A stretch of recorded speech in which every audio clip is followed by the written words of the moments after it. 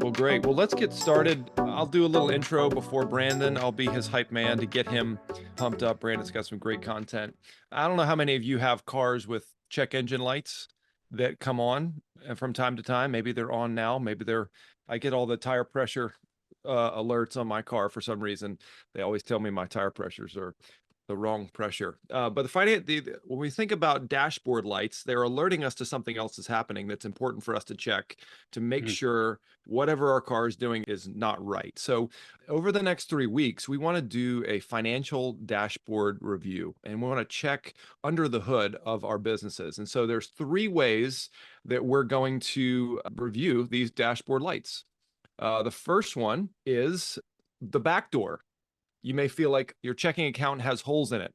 Where's the money going? And Brandon's going to take that time today to do an overhead Mm. tracker to adjust where's our money going? Why does it feel like there's holes in my checking account? The second one is the front door. How is the money coming in? Next week, I'll take our forecasting tool and I'm going to look at 3, 6, and even 18 months of projections. If you're on a draw schedule, if you're Mm. a contractor and you have 18 months of projections of draws, how do we manage the future cash flow? And then thirdly, in 2 weeks, Brandon's going to come back and do a review of our level 2 dashboard, and this is where we have the money in our house presently. How do we use our resources to pay our employees, to pay our costs, to invest our money into the business so that it'll grow, so Mm. people will thrive, and that we're doing good work in the community. So that's kind of the trajectory. At the end of this call, if you have questions about all of this, we've got some opportunity for some brief 15-minute coaching. And so if you've got your numbers and you've got some things you're working on, we'd love to work with you. So we'll do that at the end of this call. So we'll go ahead, Brandon, and take it over to you. Yeah, well, thanks, Shawn. Again, my name is Brandon. I'm one of the coaches here at Business on Purpose. This is our team. We have a team of 10 with 6 of us coaches, and we exist to liberate business owners from chaos. That's actually what got Shawn and I talking about doing this kind of summer financial tune up of what is the chaos that we're seeing a lot of right now. And with the market shifting and everything, we hear a lot about sales, but we also hear a lot about cash and what is and is not going well within that. So, hey, if you're not muted already, please go ahead and mute yourself. I haven't had anything yet, but just go ahead and make sure you're muted. And I'll also say that you've bought this time, right? You bought it for $0, but you really bought it with the most crucial resource, which is your time. You can't make any more time. So, with that, I would ask you, please put your phone on airplane mode, turn it over, turn notifications on your computer off, do what you have to do to where this is not a distraction for you, that nothing is distracting you from making sure you get what you need out of this. So let's go ahead and silence the distractions of what we're doing. But like I said, Business on Purpose is here to liberate business owners from chaos. And today, in that realm, what we're going to do is we're going to be talking about overhead, right? Our expenses. And we're going to look at this in kind of 3 different aspects. The first one is, what is overhead? Or it's a term we hear all the time, but we're actually going to define what we mean by overhead. Then we're going to look at, why is it important to know our overhead? What is value in knowing this overhead, right? And then we are going to talk about, how do we actually figure out our overhead? How do we do this?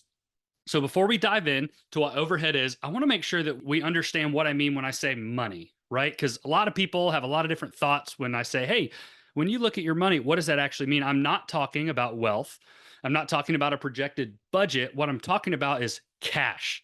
I'm talking about cash, actual dollars and cents. That's right, dollar bills, y'all. When I say cash, I'm not talking about what may or may not be on a P&L, right? Nothing against them, but that's not what I'm talking about. I'm talking about when you open your bank account, or if you're of an older generation, you open that envelope, what cash sits inside of it. That is what I'm talking about when I reference money, right? So to talk about money means that we actually need to talk about the behavior of money, because money has very strange behaviors. It actually doesn't, it's not a one-to-one transaction when it comes to money. And I'm going to talk first about 3 inescapable truths when it comes to money. There are 3 inescapable truths. The first one is that a dollar is not a dollar. A dollar is not a dollar. When you get a receivable, that entire receivable is not your dollar. Everybody shakes their head. Yes. You're like, yeah, that's true. A dollar is not a dollar. Now, that kind of overall truth leads us to 2 very specific truths about money. And we need to know these as we start talking about this. 1, a dollar out is always more than a dollar. When we spend a dollar, it's always more than a dollar. When you go to purchase a sandwich for $9.95, do you pay $9.95? No, you pay way more than 9.95, right? A dollar out is more than a dollar. We have to know this as we're working with money. And then this leads us to our last truth, where a dollar in is always less than a dollar. When you go to the bank to deposit a receivable for $99,000, do you keep all 99,000 of those dollars? No, you keep way less than 99,000, right? A dollar is not a dollar. A dollar out is always more than a dollar, and a dollar in is always less than a dollar. Let's take an example really quick before we dive into some of this overhead stuff. Take custom home building. Right, we have custom home building, and you build immaculate custom homes in downtown Houston, and you get a receivable for $100,000. Ooh, things are looking good. You know, that new flatbed looks attainable. We got 100 grand. This is awesome. Well, first we're going to have to remove 80% for cost of goods, right? Subs and material. We got to get that out because we've already paid it. So, okay, well, it's not 100 now; it's 20 grand. Well, it's something. Maybe I can get some new tires for that flatbed, and well, we got to take out 12% for payroll. So now we're down to 8 grand, and then well, let's remove another 2% for potential mistakes, mess ups. Got a budget for those. And oh, yeah, taxes, right? Give to Caesar what is Caesar's. Remove another 2%. And that 100 grand that looked amazing is actually $4,000, right? Now, this is an example, but for your industry, whatever it might be, this is still very real. A dollar in is always less than a dollar. And if we keep looking at 100 grand in the bank and we keep realizing $4,000, the financial dashboard lights are popping up and we're like, where did all the money go?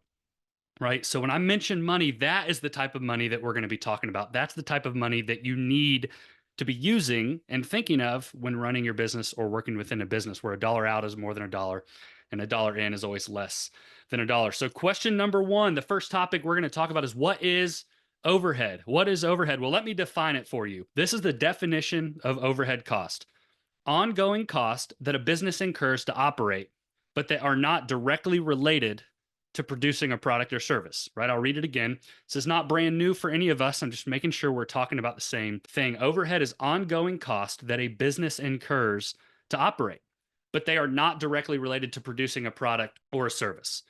Right. So if you were to lose, think about this. If you were to lose every job that you had right now, if you're a builder, you lose every job, right? If you are in marketing, right? Or if you're in recruiting and you lose every applicant or you lose every potential job that's out there, what expenses do you still need to pay to run your business, right? You still got salaries, you still have rent and utilities, you still have your general liabilities, things like administration, supplies, subscriptions, marketing, whatever it might be. You still have to do those things, even though those jobs stop.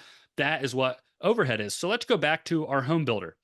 Well, they have to purchase materials for their job. They have to pay the roofing contractor to come and finish up the roof on the new house. And they have to give some gas for their PMs that are driving all over the town, right? Especially a town like Houston right now with everything going on with the storm and the damage, right? They are driving all over the place. Well, if all of those jobs stop, so do those specific expenses. You no longer have to purchase the materials for a house that you're not working on. You no longer have to pay for a roofer where there's no roof to build, right? You don't have to pay gas for PMs that are driving all over the place. Those expenses are called cost of goods, right? Or COGS, subs, materials, whatever term you have. Again, I know it's elementary, but you'd be shocked how many times we go over this with the owners that we work with. We're just clarifying terms, right? These are cost of goods. You no longer have to buy material. You no longer have to pay a roofer. You no longer have to pay for gas on job specific things because you don't have any jobs. That's a filter we use for what is overhead and what is not overhead. Overhead is everything that you have to pay monthly or regularly, I should say, regardless of sales. That's what overhead expenses are, right? So now let's address that second bucket we were going to talk about. Why do we need to know our overhead? Why is it important? Like, okay, yeah, I know it's around 10 grand. That should work. No, in short, you need to know what you're working with. That's why it's important. 2 weeks ago, I'm meeting with a guy. He just started working with us. I said, you know what your overhead costs are? He's like, I think they're around 15 grand. Awesome. We can work with that. Well, I realized quickly something wasn't adding up. We actually dove into his overhead and it was 29 grand a month. He was off by 14 grand. Now, in the grand, if he's making $100 million a year, that 14 grand, not that big of a deal. He's not making $100 million a year, right? That money that he needs to know, you need to know what you're working with. I have a quick story to give you the importance of this about my wife and I. Now, this story makes me look really, really bad. Not my wife. I would never share one about her. This makes me look really bad. We were engaged in 2017. We were young, dumb. We were in love. Life is great. And we're about to move into our first apartment and we needed a bed. All right, let's go. Let's go bed shopping. I'd never purchased a bed before. All I knew is that I'm a big dude and I wanted a king bed. And I was also working a full-time salary that was less than 30 grand a year. My wife didn't have a job at the time. So my fiance at the time didn't have a job. So it was budget friendly, right? I didn't have a lot to allocate towards this bed. We walk into the bed store. I don't know what it was called. I'm going to call it a bed store, right? And I walked by the very first king bed and the price tag said $550. And I laughed out loud, probably not very courteous to the workers there. I laughed out loud and I kept on walking. My fiance at the time, my now wife, thought that I was laughing at how cheap it was, but it was actually the exact opposite. I told her, "Hey, babe, our budget's 300 for a king bed." I was as stupid and delusional as all 23-year-old engaged men are, right? I had no idea. And I thought 550 is out of this world expensive. And then she enlightened me. She said, "Brandon, my parents are buying us this bed as a wedding gift."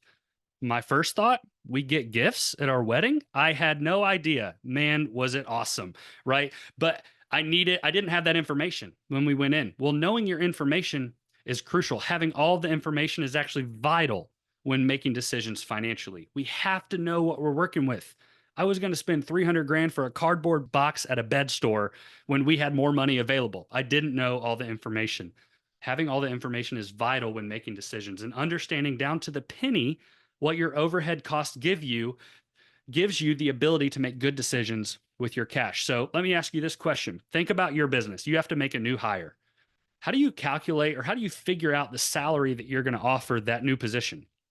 Do you go and Google, man, what are industry standards? What is an account manager making in Charleston, South Carolina? Oh, shoot, they're making 150. Okay, I guess I got to pay them 150. Or do you maybe just let the applicant tell you, oh, my range is I'm looking for 250 grand. I guess we'll pay you that. Right? How do you figure out that cost? If you don't understand your current overhead cost and what it's actually going to cost you, you're not going to be able to see what you can actually afford to pay that person. So say you go with the industry standard, say you pay that account manager 150 or whatever it is, and you're like, well, we got another employee, production's growing, we should make more money. And now you actually have way less money than you did before. And it just doesn't make sense because you don't have all the information. You don't know what you can actually afford. We need to know our overhead. So let's stop this trend within business owners. And okay, how do we stop it? We have to work backwards from our overhead. Now, I'm just going to dabble into this because next week, Shawn is going to talk a lot more about how we actually work backwards to figuring out what we need to bring in.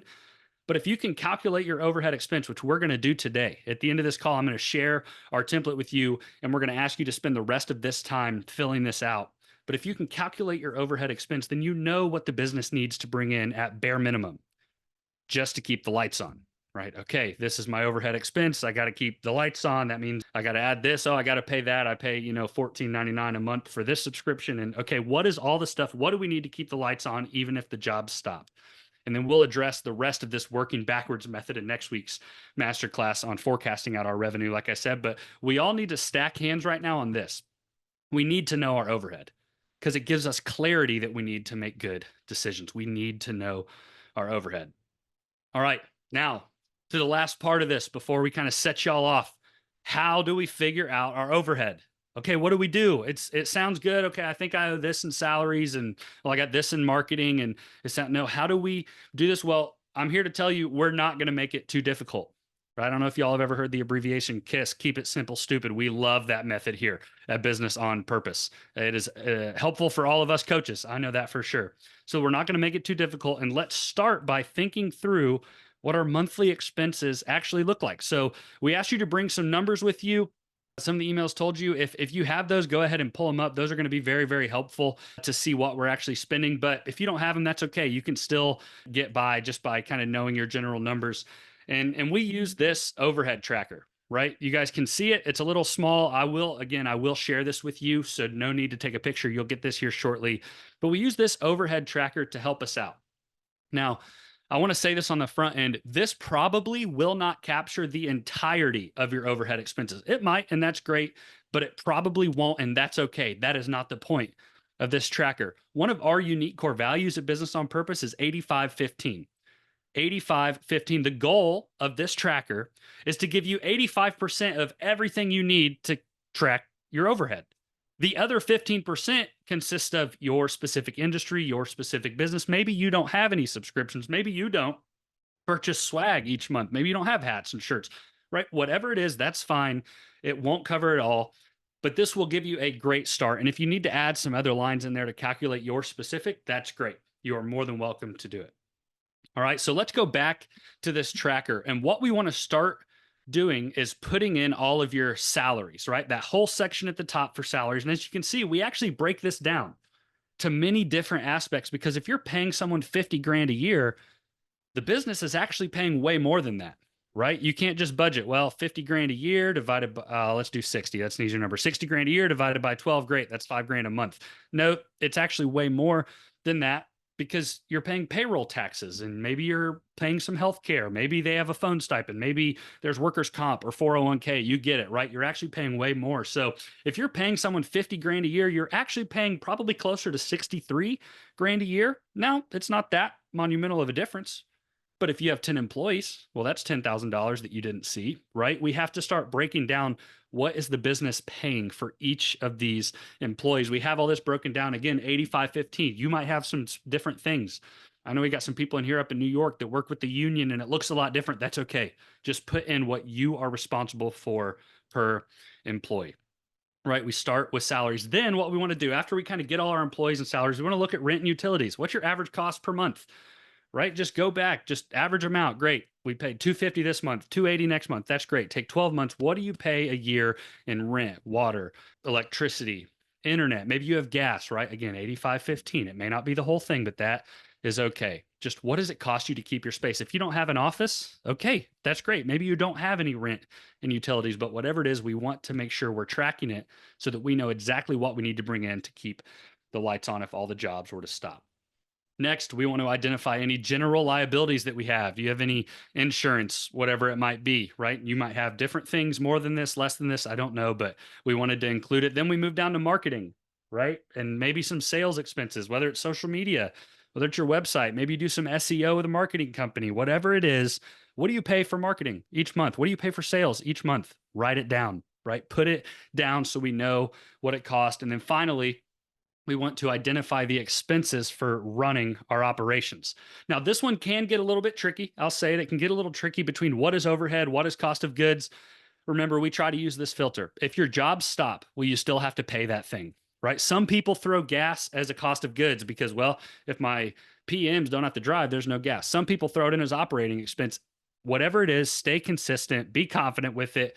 It can get a little tricky, but things like car payments, any software fees, any equipment that's not job specific, right? If you rent a Bobcat for one of your jobs, well, you no longer have to rent a Bobcat. So you don't have to put that in here. But if you own a Bobcat that you have a monthly payment on, that should go in here, because if your job stopped, you don't just lose that all of a sudden, right? So any operations in there. And then after you fill all this out, you're going to add it all up. And that number is what we're going to run with as your overhead expense. If you use our template and you fill all this out, you will get that number in the top right of this template. That number is your overhead expense. And we don't often talk about this in the business world because honestly, it seems too routine and too elementary, but I think that has kept us from actually nailing this from what I've seen, right? It seems elementary, it seems routine, but what this does, knowing this overhead number, it gives you wild clarity on your expenses. Hey, what's your overhead? I think it's about 15 grand. Whoa, it's 29 grand. He had no clarity. This will give you wild clarity on your expenses. And then that clarity allows you to set realistic goals, whether it's sales goals, marketing goals, whatever it might be. This clarity allows you to set realistic goals, and then going and achieving those goals allow you to fine tune your profit. It allows you to fine tune your profit. We all want to make money, right? That's why we start a business. Even if your business is for something bigger than that, you need to make money to make it work. We want to fine tune our profit. We have got to know our overhead expenses. And it seems elementary, but it's not. It's like a low tire pressure sensor on your dashboard. I've had it for years. It's not that big a deal. Well, my tire went flat because I didn't get it checked out. We need to know our overhead, right? So this now leaves this last question. Well, where in the world do we go from here? where do we go from here? Okay, I have my overhead. Now what? Well, that is what next week is for. That's why we're doing this series. We didn't think we could capture it all once. So we're doing it every Friday for 3 Fridays at 11 a.m. Shawn will talk next week about how we work backwards from overhead. So, Shawn, you want to tell them what we're doing next? Yeah, absolutely. We use this quote pretty often. Vision without implementation is hallucination. And we can tell you all these fancy, great things to do, but it really comes down to doing this work. And so I've put that. Oh, Brandon also put it in chat. We put that tool in the chat. So go ahead and click that and pull it up. And if you'll see, all the gray boxes are able to be filled out by you. And as Brandon said, the orange and the blue and the other ones are going to total automatically. So you just want to go to that tool, click File, and click Make a Copy and save it to one of your own drives. So it's a view only, but if you make a copy, you can edit it and use it as needed. So vision without implementation is hallucination. So what we're going to do is you've already dedicated this time to do this work. We want you to walk away in the next 15 to 20 minutes with something more tangible that you're going to implement and use to help you get clarity in your finances and for you to be free from the chaos of the business owning you and not you owning the business. So go ahead and make a copy of that and begin work on this. Now, if you're a business owner Hey, and Shawn, oh yeah, go ahead, just Raj. real quick, everybody's needing, we have to request access. So it's not just I think, populating.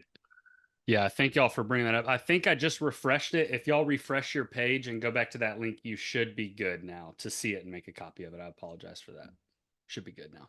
Let's make sure before we. If y'all see a different story, then the little tech wizards out there will. It works Nah, now. it's working now. Yep, for me it is. Thanks. Thank you, Ron. If you're a majority business owner and you're doing more than $1 million in revenue, we would love to do some more coaching with you specifically for in the next 15 minutes. Brandon and I have got a couple of spots open up on our calendar from 11:30 to noon.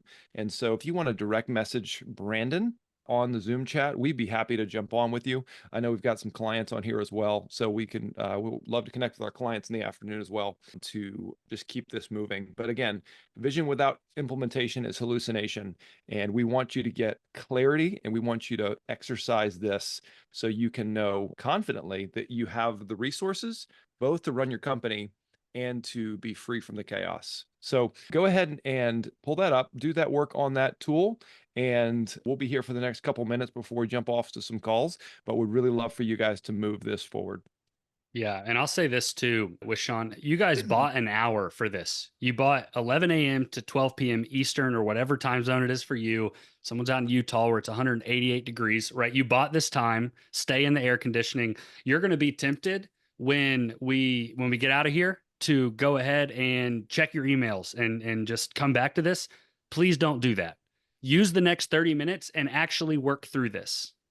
Everything that we've ever looked at will tell us you won't look at it again, right? So use this time and actually look through this now. I also put a link in there. We're going to do 2 more of these financial tune-up series. We kind of have a quick survey. Just we'd love to know from y'all. Is there anything specific you want us addressing in these? Because we would love to craft anything that is helpful specifically for you. So Elizabeth's asking, if we run our business out of our home, do home utilities count as overhead?